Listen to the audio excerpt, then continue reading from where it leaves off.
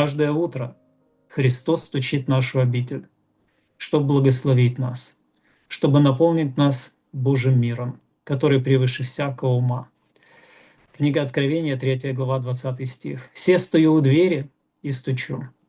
Если кто услышит голос мой и отворит дверь, войду к нему и буду вечерить с ним, и он со мною. Побеждающему дам сесть со мною на престоле моем, как и я победил, и сел с Отцом моим на престоле его».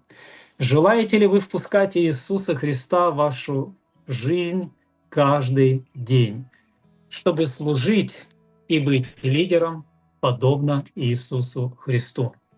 Желаете ли вы любить людей, как Иисус возлюбил нас, ошибающихся и грешных? Желаете ли вы ощущать Его присутствие каждый день, проходя дорогой на Голгофу и видя Его величайшую любовь ради нашей жизни?